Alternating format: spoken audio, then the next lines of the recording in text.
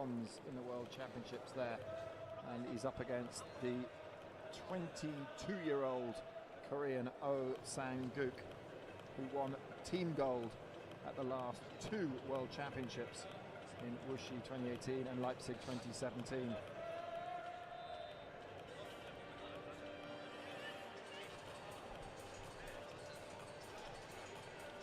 We've got Canadian referee Pascal Quentin.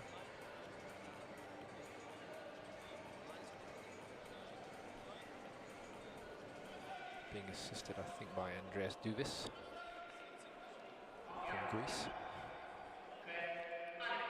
So here we go with the third of the quarterfinals, and it's Oh Sang-guk that gets the first point on just a slight, not a false start, but a little bit of a move, and again a rocking backwards and forwards from Oh, and Anstett's not happy.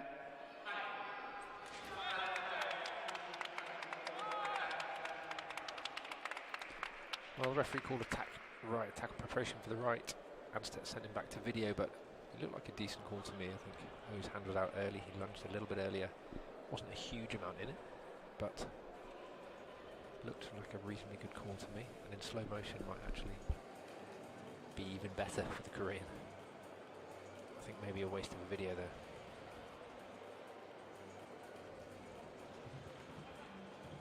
Oh's just disappeared off to clean the soles of his shoes. He had a little slip during that. Referee's changed it to together.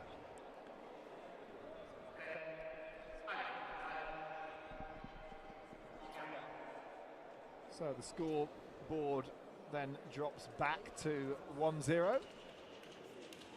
And Oh Sang-guk now struggling with grip. So a stuttering start to this match. So Oh just lost a little bit of patience there. He was pushing the attack, and he flunged, jumped forward a bit too early and showed it to Anstett too early, so the Frenchman could take the parry. That was a better attack. It was compound action with the hands. He did a feint, drew the parry, then hit to the opposite side.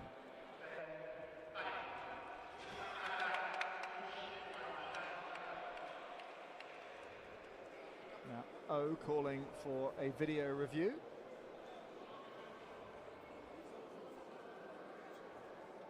I think if Oh's first action landed, it's attack on preparation. There's a question of whether his first action landed or just fell short and then he hit with a second action.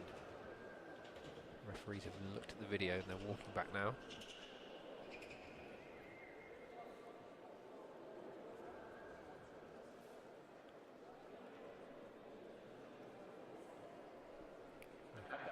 Sticks with the original decision.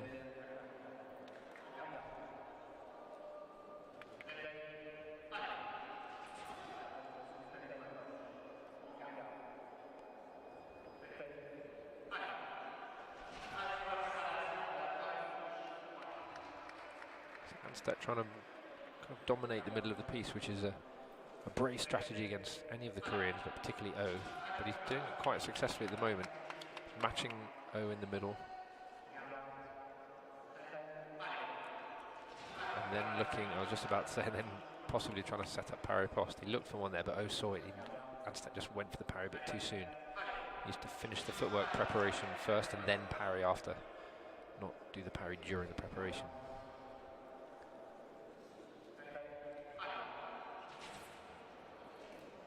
Oh, on the attack. Anstett has the line out, but Oh beats the blade aside and lands the attack. Yeah, putting that point in line. Once you can beat that blade out of the way, then you re-establish the right of way, and Oh did just that. It was so powerful and so quick. I think that one there was the first real tactical error from Anstett. Oh's obviously had the lead, but Anstett's not really made big errors, but that one there, he just gambled on Oh going backwards and did a big attack and got caught in the middle on preparation. And I think with the Korean fencers, the tempo is so good and the reaction is so good off the line that it's a very dangerous tactic to come in too fast and too big against them.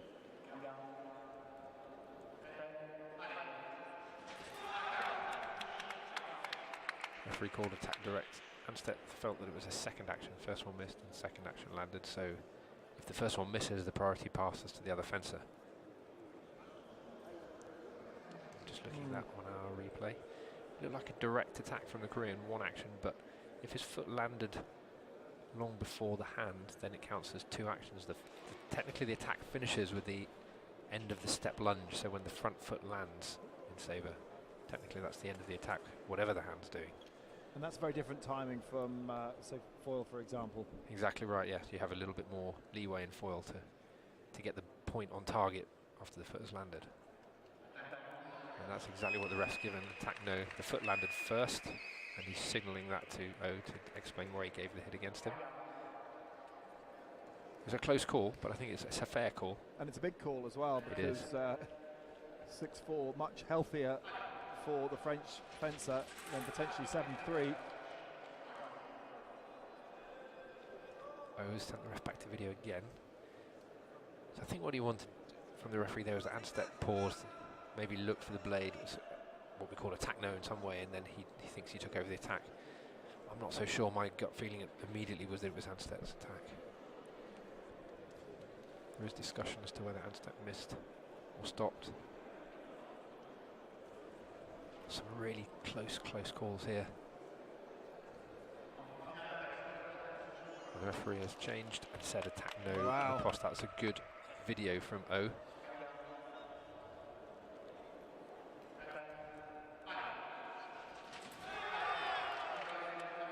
Well, O claiming that, but the referee is not going to give anything. Anstett considered going to video there. His coach told him not to, wisely, because I think it was 55% O's, 45% Anstett's. Oh, and the attack's so hard to stop the Koreans' attack.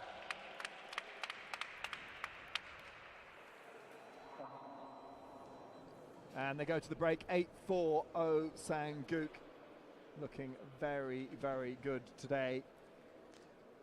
Anstett's been trying a lot of different ways of kind of finding answers to the Koreans' control of distance in the middle and his tempo. And I think he made one or two mistakes, Anstett, but he hasn't done a lot wrong to be 8-4 down. You know, it's a couple of very close calls. It could be 6-6 if the referee had viewed the interpretation of some of those differently. That they are hits which are, you know, borderline interpretations much more than black and white decisions. They're really difficult ones to call.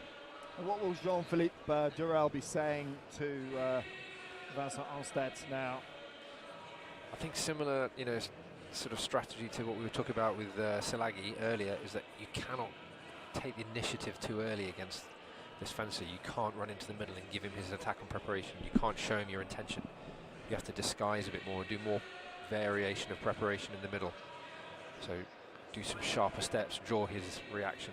And Anstett's going to have to take risks to win this match now. He can't just win by going forwards and landing some attacks or attacks on prep. He has to do parry posse. He has to flummox his opponent and break up his attack. Not going to be able to pull this kind of gap back by fencing too conservatively. So we might see some interesting stuff here.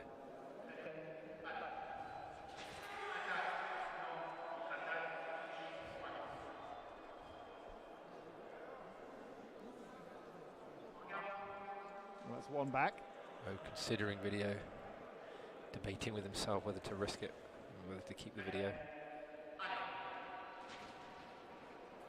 So Anstett's just shortened up his preparations, keeping more distance in the middle. And that meant he could make O fall short.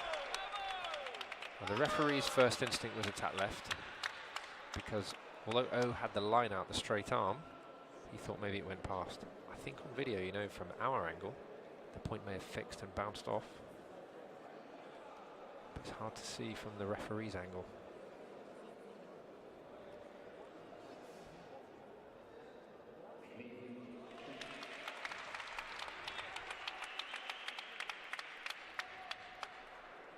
Anstett is convinced it went past the target, didn't hit with the point. If you have the arm out straight, the other person runs onto the point, then the hit goes against them. You get what we call the line, the point in line. But only if the point fixes. And if you look from the angle we just saw there in the slow motion, it just fixed for a moment. Just came off target ever so slightly. Anstett not happy with that call. Takes up the attack though, and that's a much better attack from the Frenchman. Controlled the first phase of the movement. earned the priority.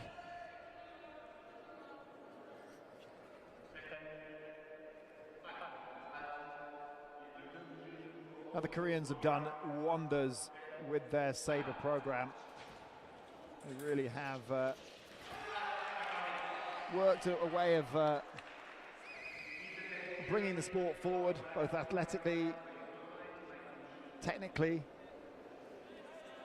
Yeah, they really dissected it and rebuilt it in a style that they wanted to fence in, come up with a new style of fencing in sabre. Referee gave a tap left. A bit of controversy there. Oh was convinced it was his attack and preparation. Yeah, and the Koreans have enormous depth in their squad. They don't have an enormous number of fencers in the country, but all the fencers are very serious. A lot of full-time professionals. They train in a very, very tough program. Apparently they've got a two-tier training system, like A team and a B team with different coaches, and competition between the two teams. That's right, and they have very competitive internal training competitions and domestic competitions to decide which people are going to take the extra places in the squad. There's an established group within the A team, which is the core of the squad, and then around that they have fencers that can come in and out of the squad with good domestic performance. O is very much on the A team. Absolutely. He loves it when a plan comes together. I was waiting for the punchline there. And the plan is Tokyo 2020.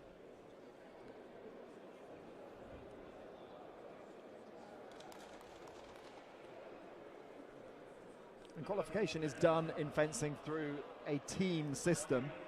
There is opportunity to go as an individual athlete if your team isn't strong enough, but it's much harder to qualify if you don't have a strong team behind you. Both fencers now jockeying for a position in the middle. Neither one wants to commit off the line and give the opportunity of attack on prep to the other, or make miss or parry past the other one. So they're both kind of playing on the line, trying to force the other fencer into an error. Both keeping that front foot up nice and high there as well. That's right. I just felt like Anstett got a slight head start on that. They both went in and out a couple of times, and Anstett just got ahead. But was it enough in the referee's view to establish an attack? Was it during the same period of time that the Korean went forward, as opposed to being a step ahead, literally?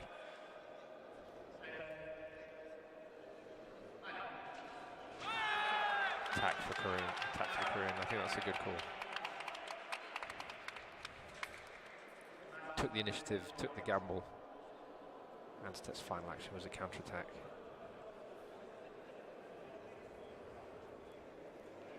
And Anstett's just let a few points slip, really, hasn't he? Just not as consistent as O in this competition. And that was a nice compound attack there. And there have been, again, some very close grey area calls in this match. Could have been awarded one way or the other. Some of them have been awarded together.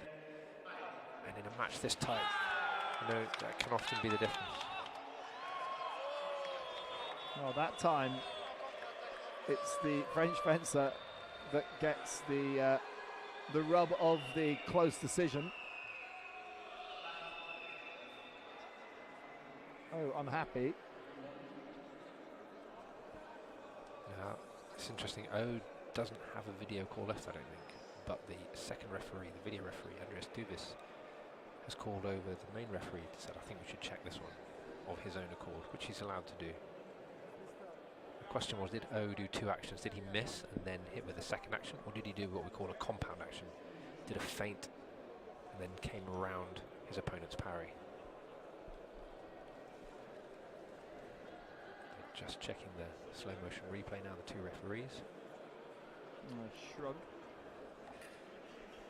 It's a very, very important call at this stage of the match. The point stands. Yeah. Body language was there from the referee. We saw him walk away from the video analysis desk, and it didn't look like he'd changed his mind, and he doesn't. So 11-8. Anstett not completely out of this. 11. Yeah, because I think they hadn't added the point on before that video, yeah. Yeah, 11-9, only 2 points in it. Very tight again. Anstett just a smidgen ahead, but it's not enough to establish the attack. both were moving in and out at very much the same time. Attack right.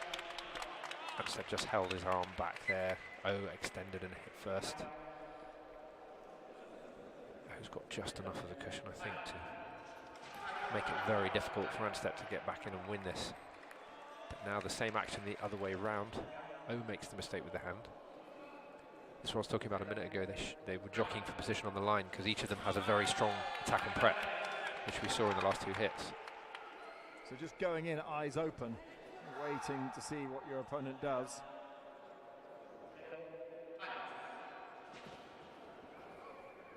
Anstett makes short, takes up the attack. Distinctive bouncy attack that Anstett has. Oh, look at that move. Through cut to the arm. Lovely finish. Very, very good decision and control of distance. This time. No, that was a mistake from Anstett. Yeah. The tactic was right, but the execution was wrong. The preparation wasn't quite sharp enough, and he just got off balance. And managed to extend out that big old lunge of his. And that brings to just within 1. And that, I think, is going to be that. Anstett's calling for a video review. But it looked all right to me. Took up the attack. I think, more in hope than expectation. And in slow motion, we look at that there, that second step. Anstett felt that was an attack. No, the referee said it was still one attack. My feeling in full speed live was that it was one attack, and Anstett was just searching for a defensive action. Will he stick with it? Yes, he does. And it is that is through. 15-11. Anstett still arguing the toss. But it's very, very difficult against Sanguk, who is the real package. Yeah, it was an interesting match. Anstett tried lots of different tactics there again to disturb Oh's rhythm. Couple of mistakes in the middle where he came in a bit too fast and gave the attack on preparation to and then I think the 13th or 14th hit where he went in and out to make miss and just got the preparation wrong and didn't manage to get away in time.